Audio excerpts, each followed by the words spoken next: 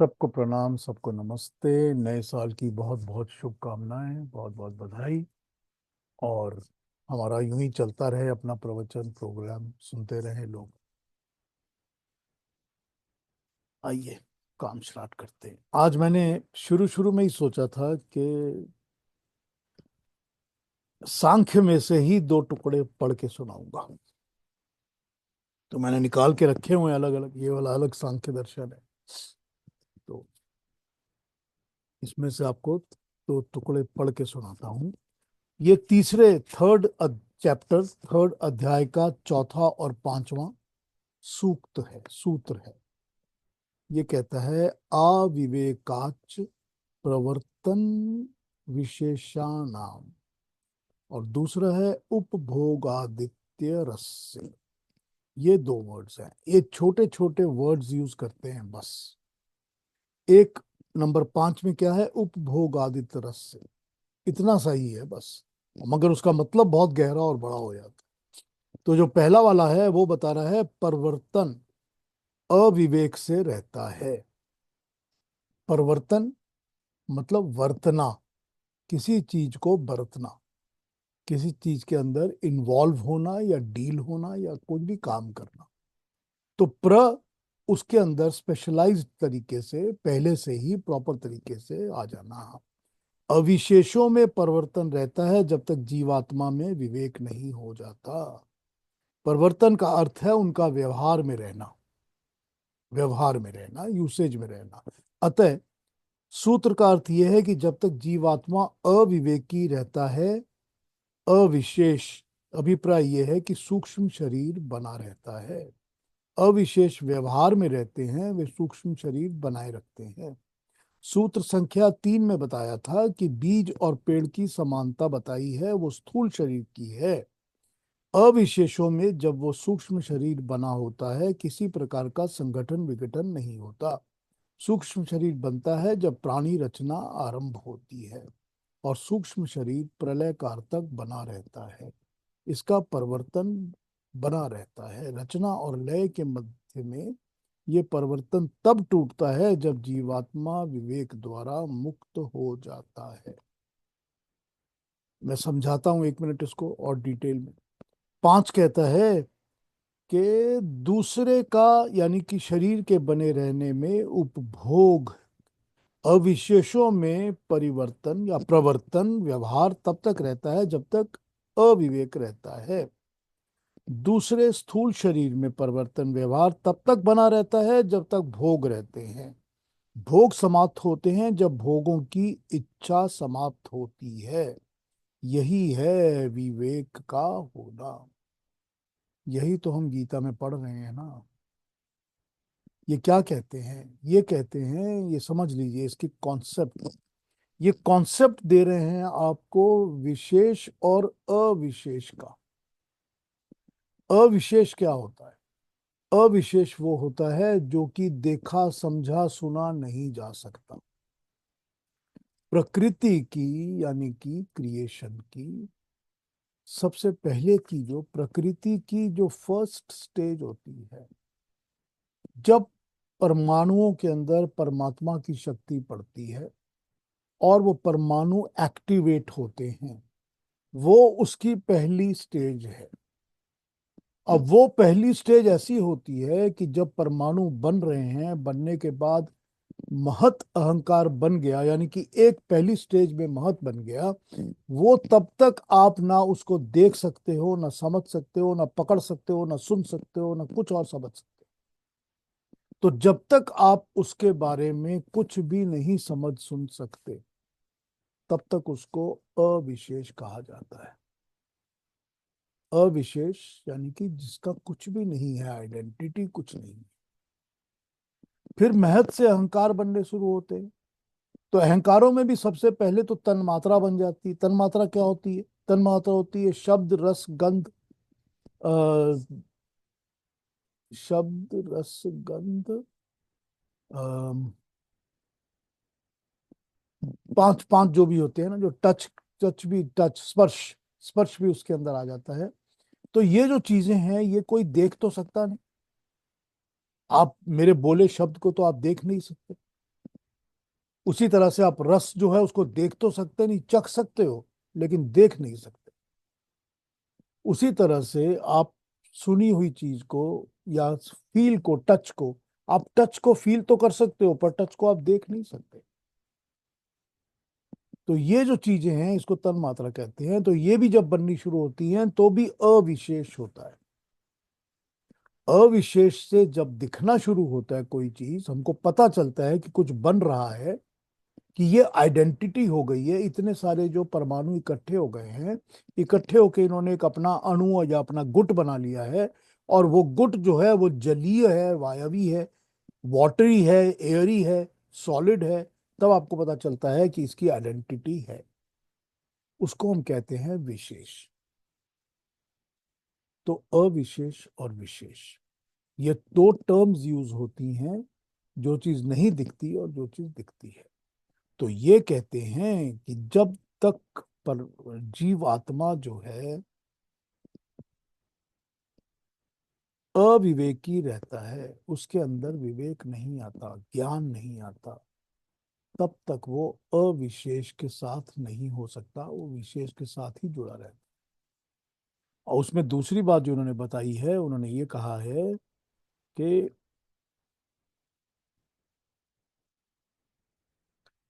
जो व्यवहार रहता है, परवर्तन, प्रवर्तन मतलब व्यवहार, जो व्यवहार में रहता है वो सूक्ष्म शरीर बनाता है। तो व्यवहार हमारा किसके साथ रहेगा? व्यवहार रहता है प्रकृति और प्राकृतिक चीजों के साथ।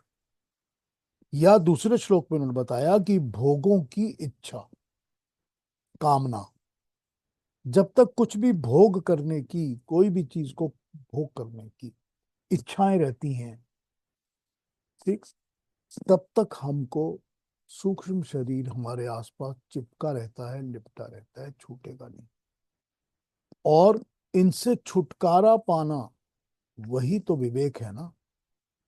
विवेक या ज्ञान वही है कि जब हम इनसे छूट जाते हैं, इच्छाओं से, भोग की इच्छा से, और शरीर धारण करने के इच्छा से।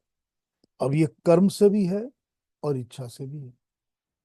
तो जब ये ऐसा होता है तब उसी को विवेक कहते हैं। प्राकृतिक बंधन से छूट जाता है, इसी को मोक्ष प्राप्त करना कहते हैं और इसी को विवेक कहते हैं। तो जब विवेक होगा तभी सूक्ष्म शरीर भी छूटेगा। वरना तो जैसे सूक्ष्म शरीर होता है वो, क्योंकि सूक्ष्म शरीर अविशेष नहीं है। अब देखिए कितनी इंटरेस्टिंग बात है। इंटरेस्टिंग आती है कि हम शरीर को तो देख सकते हैं, लेकिन हम सूक्ष्म शरीर को देख नहीं सकते। हम मन को, चित्त को, आत्मा को, अहंकार को, अपने चेतन को, इन सब चीजों को देख तो सकते नहीं है। हमको पता है हमारे अंदर एक इंटेलेक्ट है, बुद्धि है। हमको पता है हमारे अंदर अहंकार भी है, लेकिन हम देख थोड़ी सकते हैं। या हमारा मन है, हम तो देख नहीं सकते उसको। लेकिन नहीं देख सकते तो भी वो अविशेष नहीं है। वो इसीलिए नहीं है अविशेष क्योंकि वो प्रकृति से बना हुआ है, प्राकृतिक क्रिएशन से बनी हुई चीजों से बना हुआ है। इसीलिए वो अविशेष नहीं है। और वो छूटेगा नहीं जब तक विवेक नहीं होगा। विवेक किस चीज का? कि ये प्रकृति है, ये मैं नहीं हूं, ये मेरी आत्मा नहीं है, ये अलग है। तो जब मैं पता चलता है कि मैं कौन हूं, अब वो कहते हैं ना कि हमारे फिलॉसफी में कि ऋषि तो यही सबसे पहले ऋषियों के मन में यही क्वेश्चन आया करता था कि मैं कौन हूं?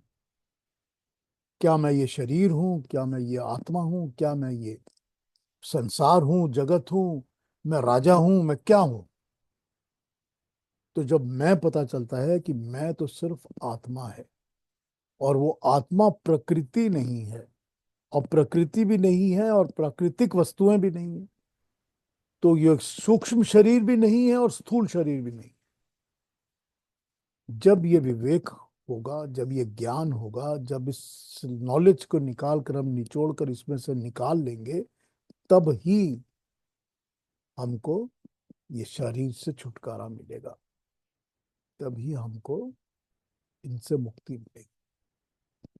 तो हम गीता में तो यही सब पढ़े आ रहे हैं ना। तो उसी के साथ एकदम, अब गीता भी तो सांख्य दर्शन से बोरो करती है, तो बोरो करती है सांख्य से, तो सांख्य के इन चैप्टर्स को पढ़ के हम गीता को इस तरह से समझने की कोशिश करते हैं। ठीक है, ये थोड़ी सी बात मैंने सांख्य में से निकाल कर आपको बताई आज। थोड़ा सा थोड़ा सा डिटेलिंग है इसमें, कई कुछ और इसमें डिस्कशन डिस्कशन कई कुछ और कर सकता हूँ मैं, वही छोटी सी नोट के ऊपर ही कई कुछ और बोला जा सकता है, लेकिन ठीक है, वो तो सांख्य की क्लास हो जाएगी फिर कभी। तो अभी गीता पे चलते हैं आगे। हाँ जी, हमने कहाँ तक किया था? हमने 15 तक किया था शायद, है ना? पीयूष जी, हाँ जी। अभी अभी आपने जो बताया, क्या वही भगवान श्री कृष्ण ने दूसरे अध्याय में मात्रा स्पर्शास्तु कौन्तेय शीतोष्ण सुख दुखदाह, ये संदेश वही था? मात्रा स्पर्शास्तु कौन्तेय शीतोष्ण सुख दुखदाह आगमापायिनो नित्यांस्तां तितिक्षस्व भारत। देखिए, वो बताते हैं कि किसी भी चीज का जो स्पर्श है, टच, यही बताते हैं ना, कि किसी भी चीज का जो स्पर्श है, यानी कि प्राकृतिक चीजों का जो हमारे अंदर स्पर्श है, या हमारी अपनी कामनाओं का जो हमारे अंदर स्पर्श है। अब वो जो कामना होती है वो भी तो हमारे अंदर एक स्पर्श बनती है ना, वो हमको टच करती है ना, हमारी इच्छाएं, हमारी कामनाएं। तो वो भी तो हमको एक, मतलब यूं कहा जा सकता है कि मुझे, मेरे दिल दिल में ये इच्छा जागी, तो ये कहिए कि मेरे अंदर इसने, मुझे इस इच्छा ने, इस डिजायर ने मुझे टच किया, तो वो भी तो एक स्पर्श है ना। हम्म। तो इन्हीं बातों को वो बता रहे हैं कि जब इन सब चीजों से हम मुक्ति पाएंगे, तभी हमको मुक्ति मिलेगी। जी। तो वो शुरू से ही भगवान कृष्ण तो जो उनकी मैसेज है, वो तो सेकंड चैप्टर से जो बता रहे हैं, कॉन्स्टेंटली एक ही मैसेज को बता रहे हैं, लेकिन वो अलग अलग वर्ड्स में बताते रहते हैं आपको, हम्म। कभी इस तरह कभी उस तरह। फिर वो ये भी समझा देते हैं हमारे को कि हमने क्यों करना है। अब जब हमको ये बता रहे हैं वो कि इन सब चीजों से छूटो, कि जो प्राकृतिक चीजें हैं इनसे छूटो, तो छूट कर किसकी तरफ जाओगे? छूट के परमात्मा की तरफ जाओगे। तो फिर अब मन में अगर क्वेश्चन आता है कि वो परमात्मा क्या है, या कौन है, या क्यों जाए उसकी तरफ, तो इसके भी तो आंसर देने हैं ना उन्होंने। तो इसीलिए भगवान कृष्ण फिर उसको भी डिटेल करना शुरू करते हैं। फिर वो ये बताना शुरू कर देते हैं कि किससे छूटना है, छूटने वाली चीजें कौन सी हैं, सब कुछ इन डिटेल बताना शुरू करते हैं। हाँ जी, क्या कह रही हैं अरुणा? जी, मुझे समझ में आया, मेरा डाउट क्लियर हो गया। Thank you. एक ही कॉन्सेप्ट तो एक ही है ना, अल्टीमेटली जी हम चाहे जी। उसको जैसे मर्जी समझाएं। अब मैं आपको इस तरह समझा रहा हूँ या उस तरह समझा रहा हूँ, हम्म। तो बात, कॉन्सेप्ट तो वही समझने की सिर्फ है। एक नया कॉन्सेप्ट अभी आपने इंट्रोड्यूस किया इसमें कि अविशेष और विशेष। तो ये जो तन्मात्रा है, इसे अविशेष बताया गया है। हाँ, इसको यहां तक अविशेष देखिए, जब क्रिएशन बनती है ना, तो क्रिएशन का बनना जो होता है उसको अविशेष की स्टेज कही जाती है। हम्म। और अविशेष का सब्जेक्ट जो है वो सांख्य का सब्जेक्ट है। हाँ। सांख्य, सांख्य का मतलब होता है साइंस। तो क्योंकि साइंस सब सांख्य में से ही निकल के आया है, तो जो पहला पहला क्रिएशन का पूरा है वो सांख्य का सब्जेक्ट है, वो अविशेष का सब्जेक्ट है। लेकिन जब अविशेष में से विशेष पता चलता है कि अब हमको पता चल रहा है कि क्या है, वो वैशेषिक दर्शन का सब्जेक्ट है। तो हमने इस तरह इसको डिवाइड किया हुआ है, सांख्य और वैशेषिक को, कि अविशेष इधर है और विशेष उधर है। अब ये देखिए, देखिए, एक बात समझनी, या हमने आपसे बात की और आपने ये बता दिया ये इधर है वो उधर है, समझना तो इजी है। लेकिन जब आप उसके अंदर दो अलग अलग दर्शन लिख चुके हैं, दर्शन शास्त्र लिखे हुए हैं, तो उसको डिमार्केट करना बड़ा इजी हो जाता है। फिर उसको समझना और भी आसान हो जाता है कि हाँ, हमने वैशेषिक में यह पढ़ा है और हमने सांख्य में ये पढ़ा है, तो ये तो विशेष है और ये अविशेष है। ये समझना बड़ा आसान हो जाता है फिर। तो अविशेष वो है जो कि हम विशेषतः देख नहीं पाते, समझ नहीं पाते, जिसकी अपनी कोई विशेषता नहीं है। तो विशेषता किसकी है? विशेषता हर उस चीज की है जो बनी हुई चीज है, जो हमको समझ में आती। तो समझ में कैसे आती है? समझ में भी तो हमको प्राइमरीली इंद्रियों से ही समझ में आती है, ज्ञान इंद्रियों से समझ में आती है, आंख कान नाक वगैरह से समझ में आती है, या मन और बुद्धि से समझ में आती है।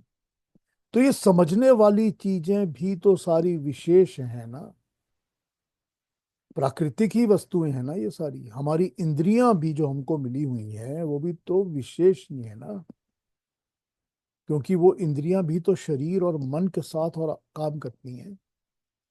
अब वही बात हो गई कि ये सब कुछ तो विशेष है, लेकिन इसके अंदर जो आत्मा है वो अविशेष है। ठीक। इसके अंदर जो शरीर के अंदर जो आत्मा काम कर रही है वो आत्मा अविशेष है, लेकिन कोई ना कोई वो चेतन तत्व है। आत्मा जो है वो चेतन तत्व है, वो कॉन्शियस तत्व है, लेकिन बाकी की सब चीजें तो विशेष हैं। तो विशेष की मदद से ही हम विशेष का ज्ञान प्राप्त करते हैं। तो जब विशेष की मदद से हम विशेष का ज्ञान प्राप्त करते हैं, तो अविशेष की मदद से हम अविशेष का ज्ञान प्राप्त कर सकते हैं। अब अविशेष हमारे शरीर में क्या है? आत्मा है। तो इस अविशेष आत्मा के द्वारा आप अविशेष परमात्मा का ज्ञान प्राप्त कर सकते हैं। अपनी आत्मा के साथ आप उस परमात्मा का ज्ञान प्राप्त कर सकते हैं, क्योंकि ये आत्मा इस विशेष शरीर को चला रही है, और वो परमात्मा इस विशेष प्रकृति को, क्रिएशन को चला रहा है। तो यहाँ पर ये विशेष और अविशेष का डिफरेंस इस तरह बताया गया है, क्रिएटेड चीजें और नॉन क्रिएटेड चीजें। अब ये जो वर्ड है अविशेष, ये वर्ड सांख्य में इंट्रोड्यूस होता है और फिर वैशेषिक दर्शन में उसी तरह चलता है जैसे समझाया गया है। हाँ जी अरुणा जी। पीयूष जी, जो व्यक्ति बहुत कठिन विषय को सिंपल लैंग्वेज में बता सकता है ना, वो ही सबसे इंटेलिजेंट है। आपने इतना कठिन विषय इतने सिंपल वर्ड में एक्सप्लेन किया, बहुत ही अच्छा, ये, एकदम क्लियर हो गया, बहुत अच्छा लगा। ये, इतना गहन सब्जेक्ट है ये, लेकिन आपने इतना सिंप्लीफाई करके बताया ना, बहुत क्लैरिटी आ गई। Thank you Aruna ji, thank you thank you. बहुत बहुत मेरा अच्छा। मेरा यही प्रयास रहता है कि मैं बात को बिल्कुल सिंपल तरीके से समझा सकूं, जो मैं समझ सकता हूं वही समझा सकूं। मैं तो यही कोशिश करता हूं, क्योंकि अगर इसको मैं और कॉम्प्लीट करके बताऊंगा, जैसे मैंने आपको जो पढ़ के सुनाया था ना, मैं पढ़ के सुनाया वाले को पढ़ के सुनाए तक छोड़ देता, तो फिर क्या होता? फिर आप सब कहते कि ऊपर छोड़ गया, पता नहीं क्या बताया इन्होंने। ठीक बात है कि नहीं? तो नहीं, उसका ये बहुत ही अच्छा लगा, अविशेष और विशेष का जो आपने सिंप्लीफाई करके बताया ना, बहुत अच्छा। यही उसका यही उसका अंडरस्टैंडिंग यही है उसकी। हाँ जी, इस पर कोई और कुछ कहेंगे? कोई और बात कहनी है विशेष पर और अविशेष?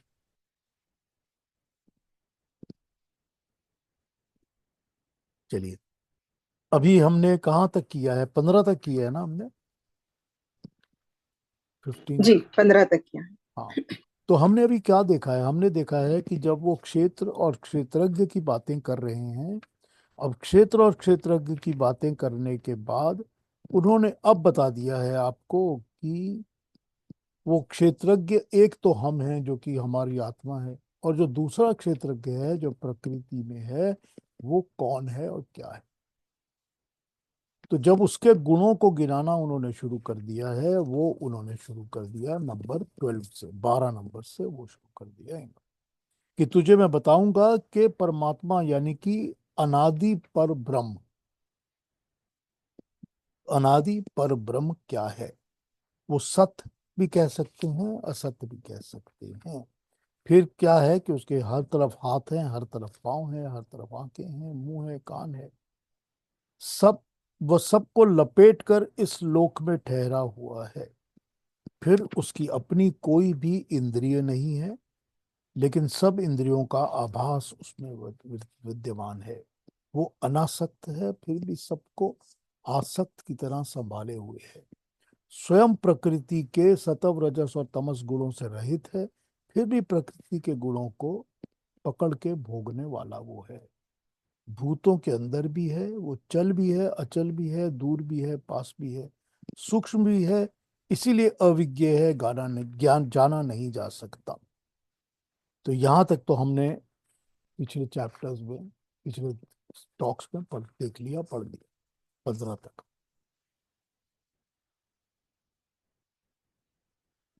इसके नोट्स भी मैंने पढ़ के सुना दिए थे शायद आपको। ये कहते हैं, मैं एक बार नोट पढ़ लेता हूँ फिर 16 पे आ जाता हूं। मैंने शायद ये पढ़े थे आपके लिए। इस श्लोक का यह अर्थ भी किया जा सकता है कि वो बाहर है परंतु फिर भी अंदर है, गतिमान है फिर भी गतिहीन है, दूर भी है और निकट भी है, क्योंकि वो सूक्ष्म है इसीलिए अविज्ञेय है, मतलब जाना नहीं जा सकता। इसमें सूक्ष्म और स्थूल के भेद का आधार पर रखकर पर ब्रह्म के वर्तमान विरोधाभास को कविता में ढंग से कहा गया है। सूक्ष्म स्थूल के अंदर रह सकता है, स्थूल सूक्ष्म के अंदर नहीं रह सकता। पर ब्रह्म क्योंकि सर्वव्यापक है इसलिए हमारे बाहर तो वो है ही, परंतु क्योंकि वो सूक्ष्म है इसीलिए हमसे सूक्ष्म होने के कारण वो हमारे अंदर रह सकता है। अंदर है तो दिखता क्यों नहीं है? ठीक ऐसे जैसे शब्द की लहरें सब जगह हैं, परंतु वो रेडियो का उपकरण होगा, वहीं से शब्दाकार होगी। भगवान भी शब्द की सूक्ष्म लहरों की समान सब जगह है, किंतु रेडियो जब अपना मन होगा, मन के होने से उसकी अभिव्यक्ति नहीं होती। इस श्लोक का दूसरा विरोधाभास ये है कि गतिमान न होते हुए भी वो गतिमान है। जो सूक्ष्म होने से वो सब जगह है, गतिमान है। अगर वो सब जगह है तो उसको गतिमान होने की आवश्यकता ही नहीं है। गति तो वहां होती है जहां कोई दूरी होती है, जहां एक जगह को छोड़ के दूसरी जगह जाना होता है। जब वो सब जगह ऑलरेडी मौजूद है तो उसे कहीं जाना ही नहीं है, उसको गति की कोई आवश्यकता ही नहीं। ठीक।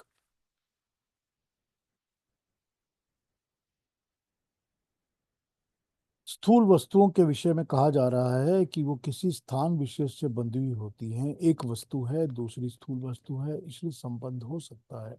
अगर वो स्थूल हो तो एक विशेष स्थान में होंगी, दूसरी जगह नहीं होंगी। पर ब्रह्म तो स्थूल है नहीं, सूक्ष्म है। सूक्ष्म होने के कारण वो सब जगह है, कहीं बंधा हुआ नहीं है, कहीं टिका हुआ नहीं है। पर ब्रह्म के सूक्ष्म होने के कारण उसमें ये तीनों विरोधाभास दिखते हैं। सूक्ष्म होने के कारण ही गीता ने उसको अविज्ञेय कहा है, यानी जो जाना नहीं जा सकता। जो जितनी सूक्ष्म चीज होगी वो उतनी ही ज्यादा अविज्ञेयता की कोटि में आ जाएगी। पृथ्वी सबसे ज्यादा स्थूल है, उसको छुआ जा सकता है, सूंघा जा सकता है, चखा जा सकता है, जाना जा सकता है, देखा जा सकता है, सुना भी जा सकता है। तो वो स्थूल है, गेय है, पता लगता है उसके बारे में सब कुछ। लेकिन जल जो है वो पृथ्वी से सूक्ष्म है, इसीलिए उसको सूंघा नहीं जा सकता। अग्नि जल से भी सूंघ है, स्थूल है, इसलिए उसको चखा नहीं जा सकता। वायु अग्नि से भी सूक्ष्म है, इसलिए उसको देखा नहीं जा सकता। आकाश सबसे सूक्ष्म है, इसलिए उसके विषय में ये चारों पांचों चीजें नहीं आती। और जो परमात्मा और पर ब्रह्म है वो तो आकाश से भी बहुत सूक्ष्म है, तो उसको जाना कैसे जा सकता है? अब ये जो थ्योरी है ना सूक्ष्म और स्थूल की, ये यही कहती है कि जो स्थूल वस्तु है उसके अंदर सूक्ष्म वस्तु समा जाती है, दाखिल हो जाती है। और जो जितनी सूक्ष्म होगी और जितनी माइन्यूट और छोटी होगी वो उतनी ही ज्यादा चीजों के अंदर समा सकती है। अब सूक्ष्म के अंदर भी सूक्ष्म समा सकता है। अब इन्होंने आपको बता दिया कि जो आकाश है वो सबसे सूक्ष्म है। तो जब आकाश सबसे सूक्ष्म है तो आकाश से भी जो सूक्ष्म है यानी परमात्मा है, तो वो आकाश में भी समा सकता है, उसमें जा सकता है, प्रवेश कर सकता है, एंटर कर सकता है। क्योंकि प्रिंसिपल ये कहता है कि जो सूक्ष्म चीज होती है वो स्थूल के अंदर या अपने से बड़ी चीज में समा सकती है। तो पानी जो है वो हमारे कपड़ों के अंदर, हमारी लकड़ी के अंदर, हर चीज के अंदर चला जाता है। क्योंकि वो पानी जो है वो हमारे कपड़े से या हमारी लकड़ी के टुकड़े से ज्यादा सूक्ष्म है, इसलिए वो सबके अंदर चला जाता है। लेकिन जो आग होती है वो पानी से भी सूक्ष्म होती है, इसीलिए जो आग है वो पानी के अंदर समा जाती है, जो हीट है वो पानी में आ जाती है, क्योंकि वो पानी से सूक्ष्म है। और आग से भी सूक्ष्म हवा होती है, इसीलिए वो हवा आग के अंदर समा जाती है, अपने अंदर उसको समा लेती है। तो इस तरह से अगर आकाश सबसे सूक्ष्म है जिसका हमको कुछ पता नहीं चलता, तो हर वो चीज किसी भी स्थूल चीज में समा जाती है। अब यही प्रिंसिपल है कि क्योंकि आत्मा जो होती है, जीव आत्मा जो होती है वो सूक्ष्म होती है, इसीलिए वो हमारे शरीर में समा जाती है, हमारे स्थूल शरीर में आके बैठ जाती है, रहती है। अब क्योंकि परमात्मा और भी सूक्ष्म है, तो वो हमारी आत्मा के साथ हमारे अंदर समा के रह सकता है, इसीलिए वो हर कण के अंदर, प्रकृति की हर जगह वो समा जाता है।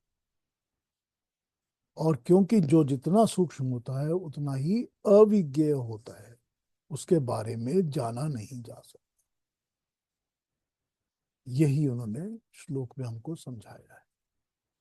और फिर ये बताया है कि क्योंकि वो सर्वव्यापक है, सब जगह है, इसलिए उसको कहीं जाने की जरूरत नहीं पड़ती। हमको, आपको अगर मुझे कुछ जानना है और मैं अपने बगल के कमरे में क्या हो रहा है पूछना है, पता करना है, तो मैं उठ के यहाँ से बगल के कमरे में जाऊंगा, मुझे जाने की जरूरत पड़ती है। अगर मेरे पास हर कमरे का सीसीटीवी कैमरा लगा होता है तो हर कमरे में जाने की जरूरत नहीं पड़ती, क्योंकि मुझको हर कमरे में हर कुछ दिख रहा है, सब कुछ दिख रहा है कि सीसीटीवी में क्या चल रहा है, तो मैं यहीं बैठे बैठे देख सकता हूँ। तो अगर पूरे की पूरी क्रिएशन में, सारी दुनिया में, सारे के सारे यूनिवर्स में सीसीटीवी लगा हो, तो मुझे जाने की जरूरत ही नहीं होगी कहीं। तो वो परमात्मा का जो ज्ञान है वो वही है जो कि सारी की सारी क्रिएशन के अंदर सीसीटीवी बना हुआ है, क्योंकि उसकी आंखें हर जगह हैं, उसके कान हर जगह हैं। और फिर ये तो सीसीटीवी है ना, वो तो हर जगह काम भी कर सकता है, उसके हाथ पांव भी हर जगह है। तो इस तरह से उसको समझाया गया कि उसको कहीं जाने की जरूरत नहीं पड़ती। ये परमात्मा के गुण अब तक हमको 15 नंबर तक बताए। तो आगे बढ़ जाते हैं, 16 और 17 को देख लेते हैं। इसमें ये आगे परमात्मा के और गुण बताए जा रहे हैं, इनको भी समझते हैं, फिर उसके बाद और आगे बढ़ेंगे। तो अरुणा जी हमको 16 और 17 पढ़ के बता दी। जी। अविभक्तै च भूतेषु विभक्तमिव च स्थितम् भूतभर्तृ च तज्ज्ञेयं ग्रसिष्णु प्रभविष्णु च ज्योतिषामपि तज्ज्योतिस्तमसः परमुच्यते ज्ञानै ज्ञेयै ज्ञानगम्यं हृदि सर्वस्य विष्ठितम्। वाह, thank you very much, so nice. देखिए वही वही चल रहा है, विरोधाभास जिसको कहते हैं ना, कि वो कंपैरिजन करके कभी एनोनिम सिनोनिम दोनों लेकर उल्टा और इधर का सीधा उल्टा दोनों लेके उसी तरह से बात अभी भी कर रहे हैं। वह अखंडित है, अभिव्यक्त, परंतु सब भूतों में मानो खंडित होकर बैठा है। ये समझना चाहिए कि वो सब प्राणियों का भरण पोषण करने वाला है, उन्हें ग्रस जाने वाला है, फिर भी नए सिरे से उन्हें उत्पन्न करने वाला भी है। तो अभिव्यक्तम, अविभक्तम, अविभक्तम का मतलब अखंडित, जो टूट नहीं सकता, तोड़ा नहीं जा सकता, लेकिन वो सब खंडित वस्तुओं में है। ग्रसिष्णु मतलब गम ग्रम ग्रसन, संहार करने वाला, ग्रसिष्णु संहार करने वाला, ग्रसन करने, ग्रस करने, ग्रस जाता है, खा लेता है, चबा जाता है। जैसे भगवान ने दिखाया ना कि सब मेरे मुंह में दाढ़ में समाये हुए हैं, तो ग्रस ग्रास हो जाते हैं। ग्रास हम जो मुंह में डालते हैं ना, ग्रास खाते हैं, एक एक एक लुकमा या एक टुकड़ा या जो भी हम कहें, वो हो गया ग्रसितु। मगर प्रविष्णु दोबारा से जन्म देने वाला, दोबारा से क्रिएट और पालन करने वाला, वो ज्योतियों की भी ज्योति है, उसे अंधकार से परे कहा जा सकता है। वही ज्ञान है, वही ज्ञेय है, वही ज्ञान गम्य है, वह सबके हृदय में स्थित है। ज्योतिषाम, ज्योतियों का, ज्योति, ज्योतिषाम ज्योति, ज्योतियों की ज्योति, ज्योतियों को भी प्रकाशित करने वाला, सब तरह की ज्योति को प्रकाशित करने वाला, ज्योतियों की ज्योति। ठीक। तमस अंधकार से परे उच्चते कहा जाता है ज्ञानम। ज्ञानम यानी ज्ञान, ज्ञेयम मतलब जानने योग्य, ज्ञेयम। ज्ञान गम्यम मतलब ज्ञान से प्राप्त किए जाने वाला, सबके हृदय में विशेष रूप से स्थित है। दूसरी ट्रांसलेशन देख लेता हूं, फिर इसके नोट्स पर आ जाता हूं।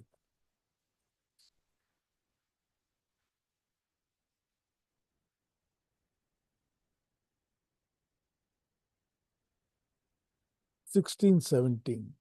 Though integral like space in its undivided aspect, it appears divided as if were in all inanimate and animate beings.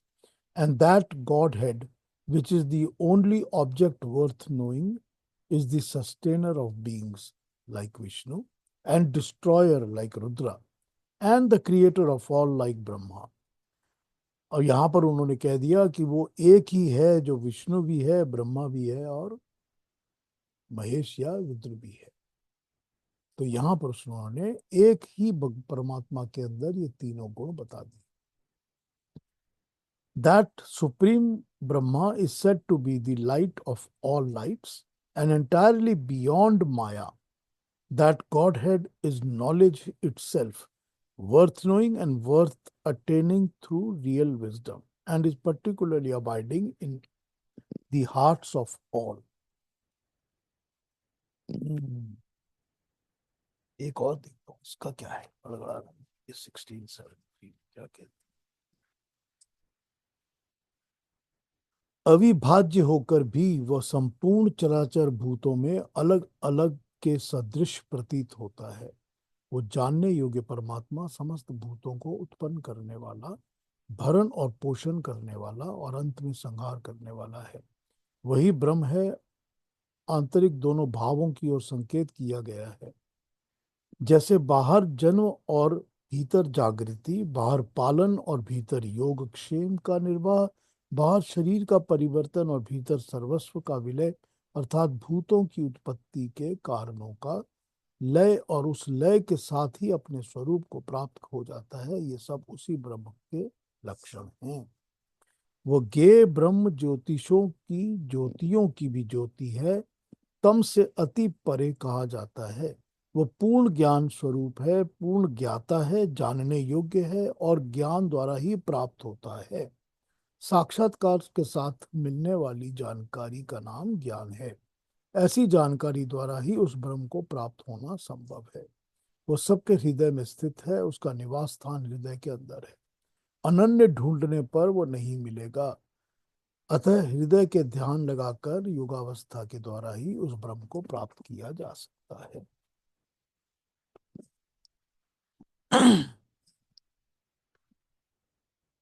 तो और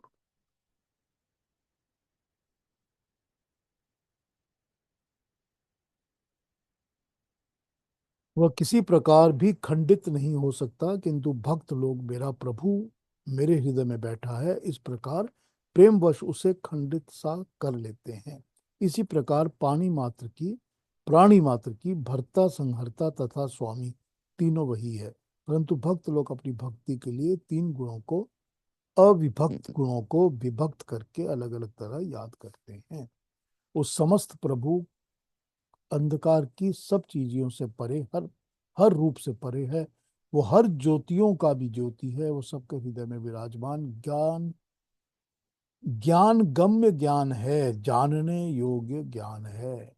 नेत्रादि नेत्रादि गम्य नहीं है, ऐसा सबको जानना चाहिए। वो आंखों से नहीं दिखता, लेकिन ज्ञान है और ज्ञान के जानने योग्य वो है। 15 और 16 जाते हैं ये 16। परमात्मा सब भूतों में, प्राणियों में अलग अलग दिखाई देता है, परंतु वो बटा हुआ अलग अलग नहीं है, वो एक ही है। वो सर्वव्यापक है, सब में रहता है। ऐसा परमात्मा जानने योग्य है। विष्णु है यानी स्वामी के समान प्रभाव रखता है, प्राणियों को धारण करता है और पोषण करता है। संहार करने वाला भी है और दोबारा से उत्पन्न करने वाला भी वही है। वह ब्रह्म ज्योतियों का भी ज्योति है, प्रकाशमान पदार्थों में प्रकाश है, तम अंधकार से पृथक है, ज्योति स्वरूप ज्ञानवान है, वो जानने योग्य है और ज्ञान से ही जानने योग्य है और सबके हृदय में स्थित है। इसका नोट कहता है, इन 6 श्लोकों में 12 से लेकर 17 तक शरीर के दूसरे क्षेत्रज्ञ यानी परमात्मा का वर्णन किया गया है। इस अध्याय के आरंभ में बताया था कि शरीर क्षेत्र है और 2 क्षेत्रज्ञ हैं। इस प्रकार तीनों का अलग अलग पृथक पृथक वर्णन किया गया है। शरीर 5 भौतिक है, इंद्रियां, मन, बुद्धि 5 भौतिक नहीं है। शरीर पंच भौतिक है, यानी कि 5 भूत महाभूतों से, मेजर एलिमेंट से बना हुआ है, जबकि इंद्रियां, मन और बुद्धि पंच भौतिक नहीं है। इस शरीर में चेतना और सुख दुख इत्यादि भी हैं। जीवात्मा के कारण सुख दुख इच्छा द्वेष इत्यादि चेतना के गुण प्रकट होते हैं। उसके लक्षण भी वर्णन कर दिए गए हैं। ये एक क्षेत्रज्ञ है। उसके बाद 6 श्लोकों में दूसरे क्षेत्रज्ञ अर्थात परमात्मा का वर्णन किया गया है। इस वृतांत का उपसंहार 18वें श्लोक में ही किया जा सकता है। अब एक और नोट्स पढ़ता हूं, फिर समझाने पर आ जाता हूं इसको।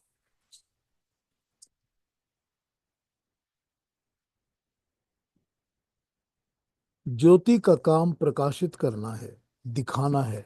बिना ज्योति के, बिना प्रकाश के सब कुछ अंधकार में रहता है।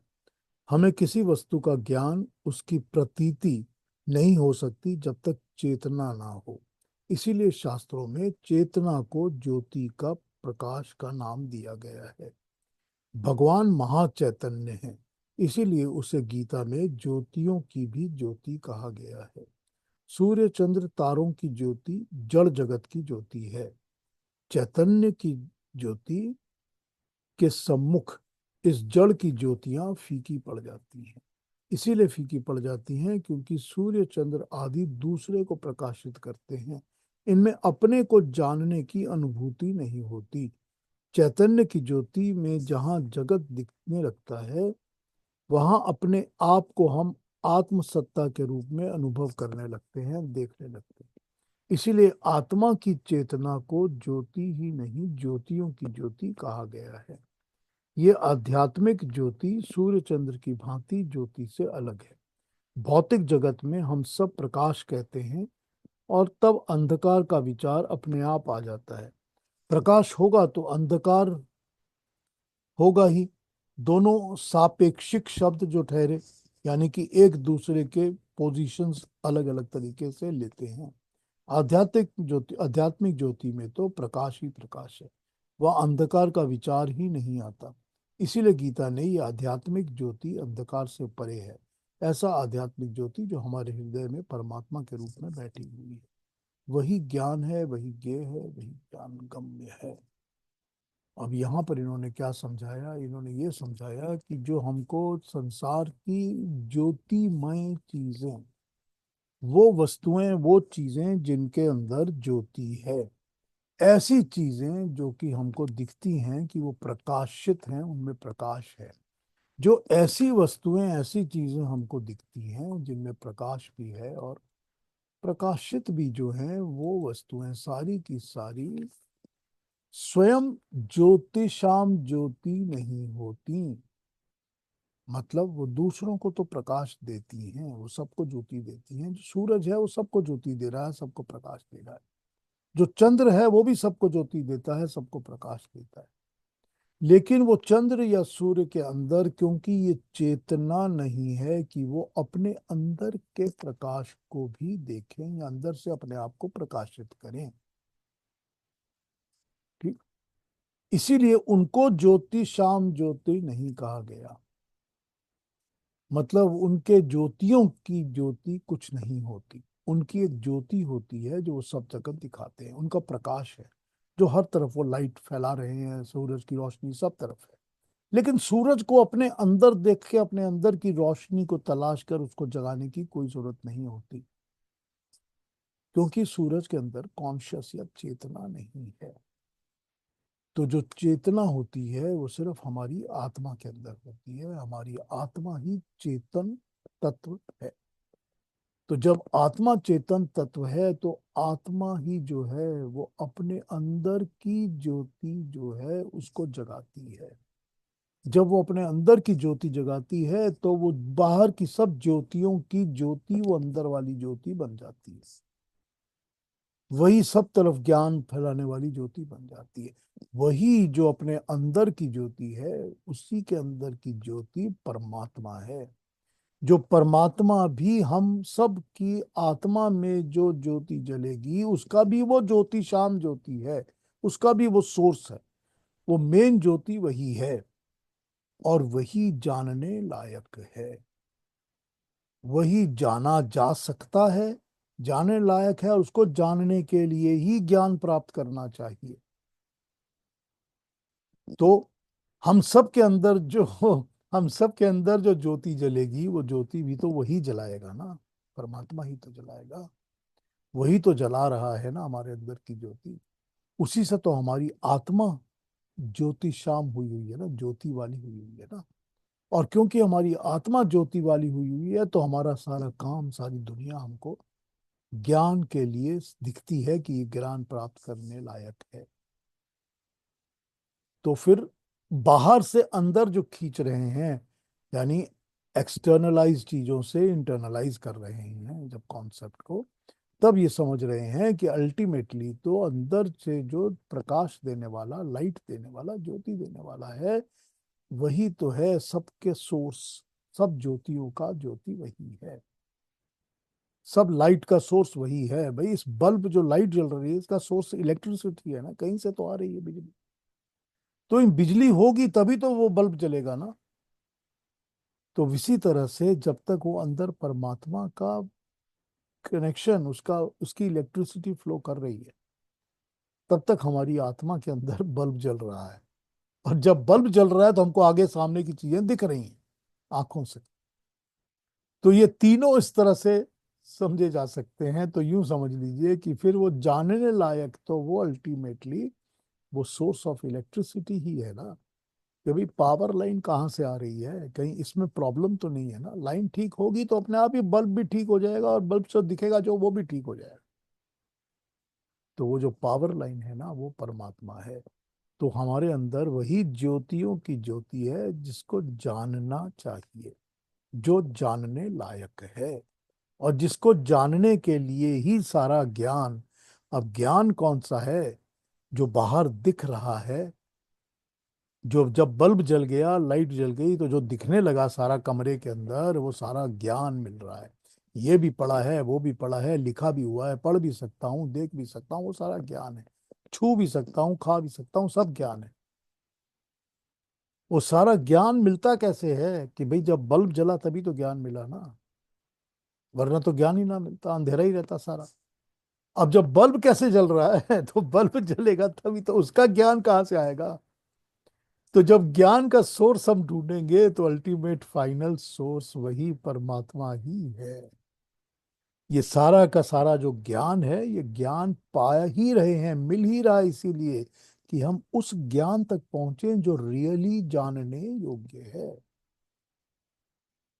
ये सब ज्ञान मिल रहा है हमको, हर चीज हमको प्राप्त हो रही है, लेकिन हमको इसके प्राप्त होने से उसी को जानना है जो कि मेन ज्योतियों की ज्योति है, जो कि हर लाइट का मेन सोर्स है। हमको उसको जानना है। अगर उसको जानेंगे तो ही हमको पूरी तरह से ज्ञान प्राप्त होगा, या हम कहेंगे हम ज्ञान वाले हो गए हैं। तो पर्पस क्या है? पर्पस यही है कि सब चीजें देख समझकर हमको उस सोर्स को जानना है जो इन सबको, सब नॉलेज को जो प्रकाशित कर रहा है, हर किस्म का अंधकार दूर करने वाला जो मेन सोर्स, जो हमारे अंदर बैठा है। ये इन्होंने बताया इस श्लोक के अंदर। इसके पहले इन्होंने बता दिया कि वो अखंडित है, उसके टुकड़े नहीं होते, उसके पार्ट्स नहीं बनते, वो एक ही है। एक रस, उसको एक रस कहते हैं, उसका एक ही है बस। हमने पंजाबियों में, सरदारों में कहते हैं ना, एक ओंकार। तो एक ओंकार, वो एक ही है, यहीं से निकलता है एक ओंकार, वो अलग अलग नहीं हो सकता। हालांकि हमको दिखता वो अलग है कि हम जब ये कहते हैं हर एक प्राणी की आत्मा के अंदर ज्योतियों का सोर्स वही है, तो ये तो हम कह नहीं सकते कि हर प्राणियों में बैठा है। तो यहाँ पर तो 7 बिलियन तो ह्यूमन बींग्स हैं, और उसके बाद 35 बिलियन और जो बाकी स्पेसीज हैं वो हैं, तो 50 बिलियन तो हो गया उसके टुकड़े। तो उसके टुकड़े नहीं हो सकते, हालांकि दिखता लगता ऐसा होगा, लेकिन उसके टुकड़े नहीं हो सकते, क्योंकि वो एक ही है, वो खंडित नहीं हो सकता। और वो हर प्राणी का, हर एक प्राणी का पालन पोषण भरण मरण और दोबारा जन्म, सब कुछ वही कर रहा है। सब कुछ वही एक ही कर रहा है, जो एक है वही ये सब कुछ कर रहा है। तो यहाँ पर उसकी एक्टिविटीज को बताते समय ये बता दिया कि वो एक ही परमात्मा है, जिसको हम कभी विष्णु, कभी महेश, कभी ब्रह्मा कह के बुलाते हैं। कभी हम ये कहते हैं कि वो तो कर क्रिएशन को, सृष्टि को बनाने वाला है। कभी हम कहते हैं कि पालन पोषण भी वही करता है, भरण भी वही करता है। फिर हम कहते हैं कि संहार करना, मारना, ये उसका ही काम है, खा भी वही जाता है। तो खाना, खा लेना भी उसका काम है। जैसे कि 11वें चैप्टर में भगवान कृष्ण ने कहा था कि ये सब मेरे मुंह में, मेरी दाढ़ में अंदर दबे बैठे हैं, कि कब मैं यूं मुंह बंद करूंगा ये सबको निगल जाऊंगा, सब खा जाऊंगा सबको। वो मृत्यु है, मौत है। तो ग्रसन ग्रसन, सबको ग्रास करके खा जाना। तो कहते हैं ना कि सारा कुछ तो एक साथ, जो मौत आती है वो मौत आई और उसने इतने लोगों को एक साथ खा गई। ये कहा जाता है ना, एक्सप्रेशन हम लोग यूज करते हैं, वही एक्सप्रेशन है यहाँ पर, कि वो ये सारे काम वो करता है, लेकिन वो हमारा पालन पोषण भी वही करता है, और फिर दोबारा जन्म दे के पैदा भी वही करता है। फिर भी इसके बावजूद, ये सारी एक्टिविटीज भी और इन सब चीजों के बावजूद वो अखंडित है। वो टूटा हुआ नहीं है, टुकड़े नहीं है, वो एक है, सिंगल है, वन है। और वो एक होता हुआ भी जानने लायक इसीलिए है क्योंकि हम सब के अंदर जितना भी ज्ञान, प्रकाश, ज्योति है, वो सबका अल्टीमेट सोर्स, फाइनल ज्योति वही है। उसी को जानो, उसी को समझो। तो जब ये हमारे को गीता में क्षेत्रज्ञ के बारे में बताना शुरू कर रहे हैं, तो भगवान कृष्ण ने अभी हमको ये समझाना शुरू किया है कि इस प्रकृति, इस क्रिएशन के अंदर वो क्षेत्रज्ञ कौन है, वो वाली आत्मा कौन सी है जो ये सारी प्रकृति में फैली हुई है, बैठी हुई है, समाई हुई है। और वो आत्मा जो है, जैसे तुम्हारे शरीर में एक आत्मा है जिसको तुम अनुभव तो करते हो, तुमको पता है कि शरीर में एक आत्मा है। आत्मा नहीं होगी तो शरीर मृत होगा, शरीर होगा ही नहीं।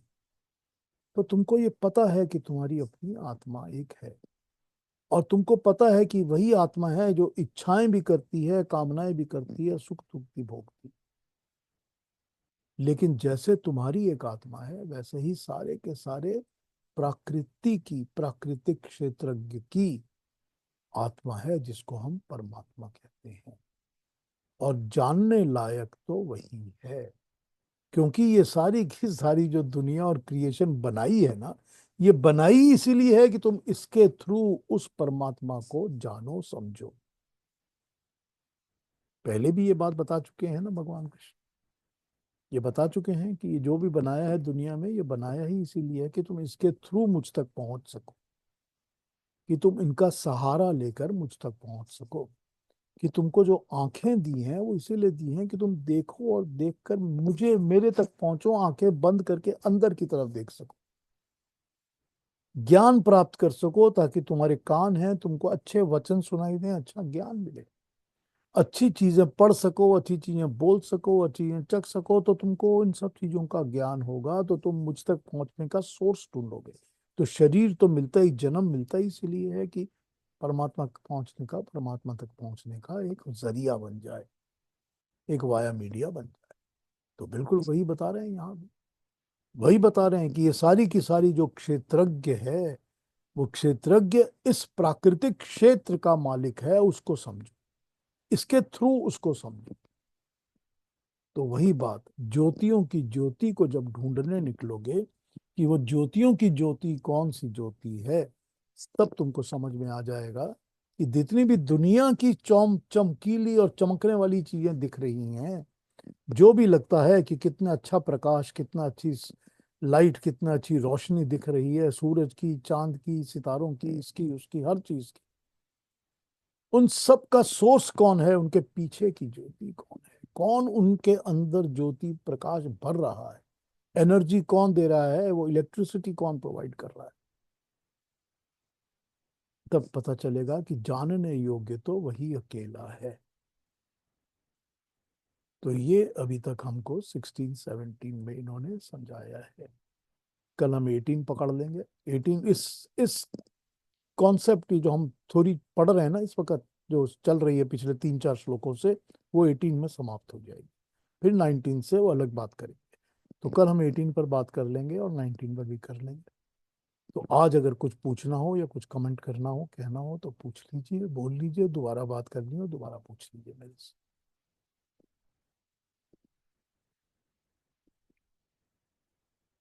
हाँ जी, कोई कुछ कहेंगे? कोई क्वेश्चंस?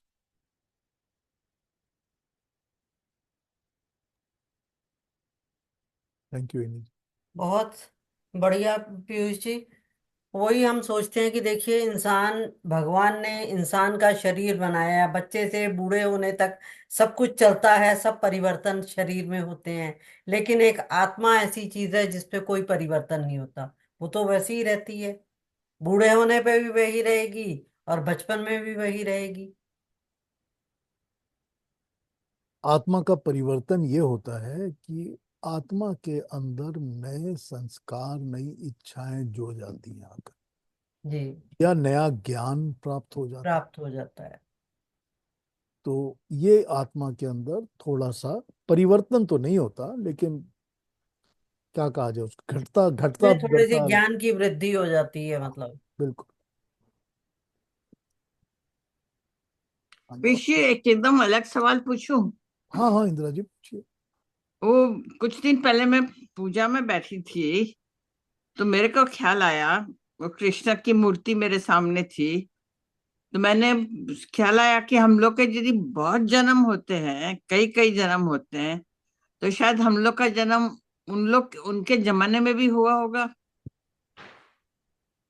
बिल्कुल हुआ होगा, 100%। और इसीलिए कुछ रह गया होगा, तभी फिर जुड़ जा रहे हैं उनसे। हाँ ये हो सकता हम्म। है, ये तो हो सकता है। हो सकता है। ये भी हो सकता है कि हर जन्म में थोड़ा थोड़ा थोड़ा थोड़ा जुड़ते आए हैं, हाँ, तो वो तो है। इस जन्म में और जुड़ रहे हैं। उस जन्म में हम लोग खाली आ, ऐसे ही वही होंगे, शायद कुछ इतना नहीं होगा। हाँ ये हो सकता है दुर्योधन की सेना में खड़े हुए तमाशा देख रहे होंगे कि वो सामने देखो कितना अच्छा कृष्ण है, हमने उसको जाना ही नहीं कभी, अभी वो हम सबको संहार करके खा जाएगा। मर तो गए, अगले जन्म में चलो इसके पास पहुंचने की कोशिश करेंगे। हाँ, ये भी हो सकता है। मतलब सोचिए कि हम लोग कितने भाग्यशाली हैं कि हर जन्म में मनुष्य जीवन ही प्राप्त हो रहा है। हैं? हाँ ये भी हो सकता है, बिल्कुल बिल्कुल हो सकता है। ये भी हो सकता है कि वो दुर्योधन के युद्ध के बाद इस बार ही मनुष्य जीवन मिला है, बीच में मिला ही नहीं, मिला ही नहीं है। ये भी हो सकता है। सही। हाँ जी, कोई और बात करेंगे? अरुणा जी कुछ पूछना है, आपने कुछ कहना है, बताइए। जी, मेरे मन में तो अभी जो सवाल आ रहा है वो बहुत ही, आप कहेंगे, चाइल्डिश सवाल। हाँ जी, चलिए बताइए। जी, मेरा सवाल ये था, यानी दो लाइन ऑफ थिंकिंग में मैं थी, कि एक लाइन ऑफ थिंकिंग ये था, जो मेरा सवाल था, कि यहाँ पे हम देख रहे हैं कि हर चीज में परमात्मा समाया हुआ है। निर्जीव और जीव दोनों में परमात्मा है, हर जगह है। तो परमात्मा का जो अभिव्यक्ति होती है एक सत चित आनंद, वो हमें निर्जीव वस्तुओं में, पत्थर में क्यों नहीं महसूस होती, जो हमें जीवों में महसूस होती है? तो क्या उसमें बहुत लो स्केल पे वो होती है, जैसे मनुष्य में बहुत हायर लेवल से होती है, लेकिन दूसरे जीव जंतु में लोअर लेवल पे जाती है, वनस्पति में और लो लेवल पे होती है, ऐसे है? और दूसरा लाइन ऑफ थिंकिंग मेरा है कि हमने तो रामायण में भी पढ़ा है कि अहिल्या जो पत्थर बन गई थी, गौतम ऋषि महर्षि ने, उनके जो पति थे, उन्होंने जो शाप दिया था, उसकी वजह से वो पत्थर बन गई थी, लेकिन अहिल्या थी वो। या हमने ये भी पढ़ते हैं कि रामायण में जब हनुमान जी समुद्र क्रॉस कर रहे थे, तब मैनाक पर्वत ऊपर आए, क्योंकि मैनाक पर्वत को वायु देव ने मदद की थी। तो ऐसे बहुत सारे उदाहरण हम पढ़ते हैं जहाँ पे परमात्मा है, उसमें भी जीव है, ऐसे हमें सुना। तो थोड़ा मेरा कंफ्यूजन हो गया है कि ये जो सच्चित आनंद है वो इतनी इंटेंसिटी से हमें क्यों नहीं उनमें दिखाई देता? देखिए, पहली बात तो ये है कि सत वो होता है जो सब सब हर चीज में होता है। सत का मतलब होता है सत्ता। होना, हाँ। सत्ता का मतलब है होना है। जी। जी। तो पत्थर भी है, जी। तो पत्थर भी सत है।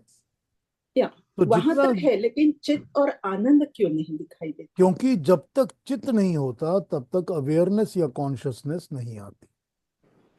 तो जब हम प्राणी को देखते हैं, जो भी सांस लेने वाली चीज है उसके अंदर कॉन्शियस या चित्त होती है। अब चित्त जो है वो आत्मा के साथ आती है, क्योंकि आत्मा ही चेतन तत्व है। बाकी तो सब कुछ जड़ है। जो भी जी। जड़ तत्व है, प्राकृतिक तत्व है, जिसके अंदर चेतना नहीं है, वो हर वस्तु सत है। लेकिन जो जीवात्मा है वो सत भी है और वो चित्त भी है। और वो सत और चित्त होने के कारण वो चित्त से अपने सत को पहचानती है। तो उसी चित्त से वो सारी प्रकृति के सत को जानना पहचानना शुरू करती है। तो जो चेतना होती है वो सत चित्त होने से ही अवेयरनेस होती है कि हमको हर चीज दिखती है, हम पहचानते हैं, हम जानते हैं। जब तक चेतन नहीं होगा तब तक सत अकेला किसी चीज को समझ नहीं पाएगा, जान नहीं पाएगा, क्योंकि उस पर कॉन्शियसनेस, अवेयरनेस होगी ही नहीं। ठीक है ना? तो हम अगर देखते हैं कि ये पत्थर है, तो पत्थर को जानने के लिए तो एक पत्थर दूसरे पत्थर को नहीं जानता ना। उसको जानने के लिए तो कोई लिविंग चीज चाहिए ना। चाहे वो चींटी हो, वो चींटी भी समझ जाती है कि ये पत्थर है। और चाहे वो आदमी हो, आदमी भी समझ जाता है कि ये सामने पत्थर पड़ा है। या कोई शेर खड़ा होगा, शेर को भी पता होगा कि ये सामने पत्थर है मेरे। तो जितनी भी अवेयर चीजें हैं, जो जिसके भी अंदर चित्त है, चेतना है, वही सत्य को पहचानती है या सत्य की सत्ता को समझ सकती है। ठीक है, इतना क्लियर हो गया? जी। जब तक चेतन तत्व नहीं होगा तब तक सत्य की सत्ता को पहचानने वाला कुछ नहीं होगा, कोई नहीं होगा। ठीक है ना? तो सत और चित तो ये हैं, जो कि चेतन तत्व होगा तो वही सत्ता को पहचानेगा। और आनंद तो वो है जो कि सिर्फ परमात्मा के पास है। और आनंद का मतलब यहां पर हो जाता है कि ये सत चित्त को पहचानने के झमेले से जो मुक्ति होती है, यानी कि जो मोक्ष होता है, जो सुख, अल्टीमेट अल्टीमेट सुख है, वो परमात्मा के पास है। या जो उस सत और चित्त के द्वारा उस परमात्मा को पहचानेगा। एक तरफ तो आपने ये सारे क्रिएशन को पहचान लिया, लेकिन फिर वो परमात्मा भी तो सत्य है, क्योंकि उसकी भी सत्ता है। वो चित्त भी है, क्योंकि उसका भी कॉन्शियस है। लेकिन आनंद केवल उसके पास है। तो अपने चित्त से हम इस तरफ के सत्य को पहचानते हैं, तो उस तरफ के सत्य को भी पहचानेंगे, तो हमको आनंद की प्राप्ति भी होगी। कुछ क्लैरिफाई हो रहा है? नहीं, पूरा नहीं क्लैरिफाई हुआ। चित्त को क्यों नहीं पहचानते? चित्त भी है ना पत्थर नहीं, में। नहीं, पत्थर में चित्त कहाँ है? परमात्मा है तो वहां क्यों नहीं चित? क्योंकि उसमें चित्त नहीं है, उसमें कॉन्शियसनेस नहीं है, चेतना नहीं है। लेकिन पत्थर, परमात्मा है, और परमात्मा है तो ये तीनों गुण दिखाई देने चाहिए, मे भी बहुत लो इंटेंसिटी में, नहीं लेकिन नहीं नहीं नहीं नहीं नहीं नहीं नहीं नहीं, उनके गुण अलग हैं। उनके गुण जो होते हैं, जो प्राकृतिक वस्तु होती है, चाहे वो पत्थर है, चाहे पेड़ है, चाहे कोई भी प्राकृतिक वस्तु, मिट्टी है, कुछ भी है, उस प्राकृतिक वस्तु के अंदर उसके गुण होते हैं। यानी कि उसके इंग्रेडिएंट, उसका जो मेन मैन्युफैक्चरिंग इंग्रेडिएंट है, वो उसके गुण हैं, सत्व रजस और तमस से बने हुए। ठीक है? ये तीन एलिमेंट्स के साथ, एटम्स के साथ वो बने हुए हैं, सत्व रजस और तमस के साथ। चाहे वो आकाश है, चाहे वायु है, चाहे अग्नि है, चाहे पृथ्वी है, पत्थर है, जो भी है, वो इन तीन जो सत्व रजस तमस से बने हुए चीजें हैं। इनके अंदर जो भी सत्व रजस और तमस से बनी चीज है, इसके अंदर चेतना का गुण नहीं होता। जब चेतना का गुण नहीं होता तो इनके अंदर चित्त नहीं होता, अवेयरनेस नहीं हो सकती। जो हमारी जीवात्मा है, परमात्मा की, परमात्मा और जीवात्मा, जो हमारी जीवात्मा है, वो सत्व रजस और तमस से नहीं बनी हुई। क्योंकि वो सत्व रजस तमस से नहीं बनी हुई, तो चेतन का गुण जीवात्मा के अंदर है, उसी तरह से चेतन का गुण परमात्मा के अंदर है, क्योंकि वो भी सत्व रजस और तमस से नहीं बना हुआ। तो जब ये पता चल जाएगा कि वो भी सत्व रजस और तमस से नहीं बना हुआ, तो चेतना का गुण, चित्त का गुण सिर्फ अजीव आत्मा और परमात्मा में है, तो पत्थर में नहीं है, प्राकृतिक गुणों में नहीं।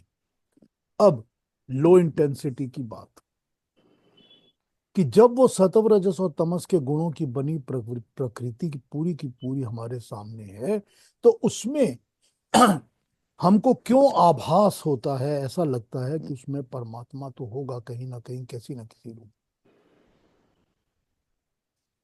वो इसीलिए होता है कि भगवान कृष्ण कहते हैं कि मैं जो भी नदी तुझको दिखती है जो बहुत चंचल है, तो सब नदियों में जो बड़ी नदी है गंगा, उसको तू मुझको समझ।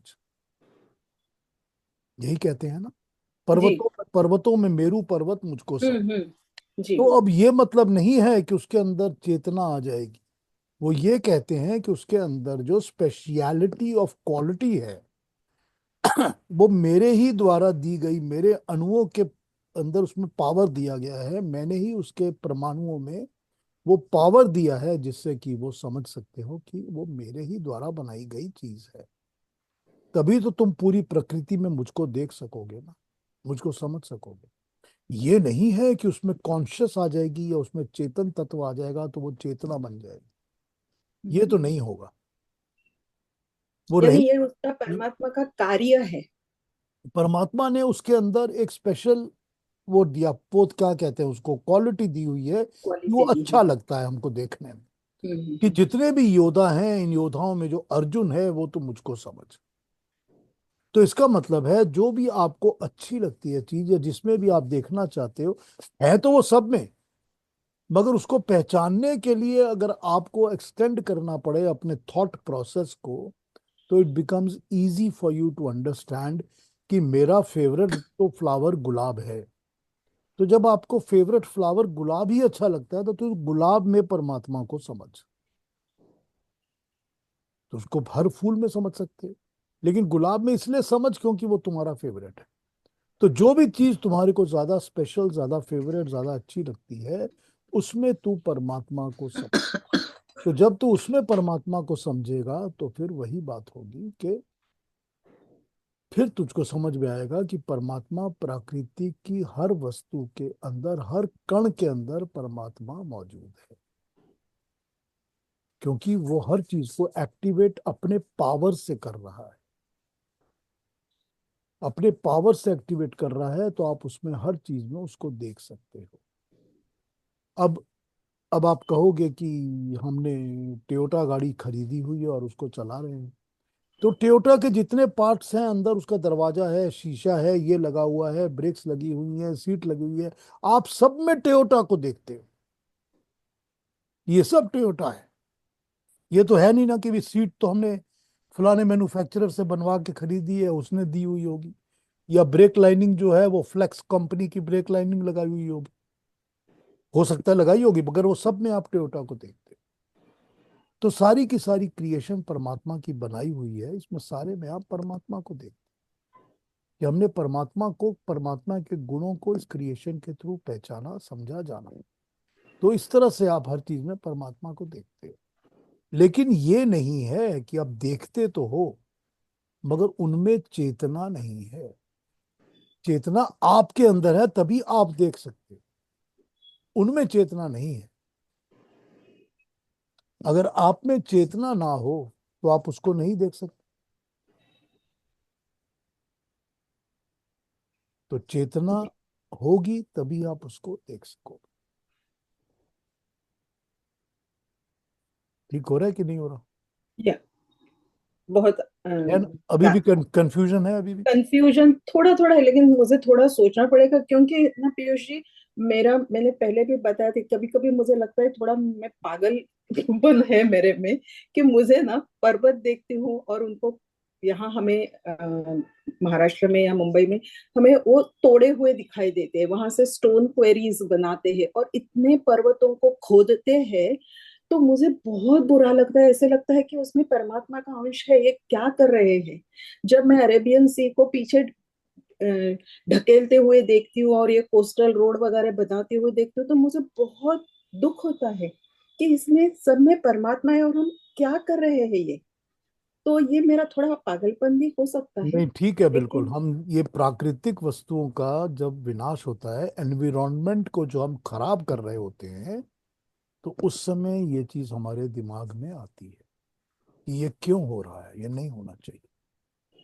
ये हमारे दिमाग में आती है बात। लेकिन वही बात है ना कि आप जैसा कह रही हैं, बिल्कुल यही दुख हमको भी होता है। यही जो लोग एनवायरनमेंट सेव करने के लिए बातें करते हैं, वो यही बातें करते हैं। वो चाहे इस वर्ड्स में, इस लैंग्वेज में बोले या अलग लैंग्वेज में बोले, बात तो वही कर रहे हैं कि हमको ये प्राकृतिक वस्तुओं का विनाश जब होता है तो हमको उस चीज का दुख होता है। बिल्कुल वही बात है, क्योंकि ये प्राकृतिक जो संपदा है ये भी तो परमात्मा की ही दी हुई है ना। जैसे आपने कहा, हमको परमात्मा ने विनाश करने के लिए तो नहीं दी हुई ना कि सब चीजों को बर्बाद करो। हाँ जी।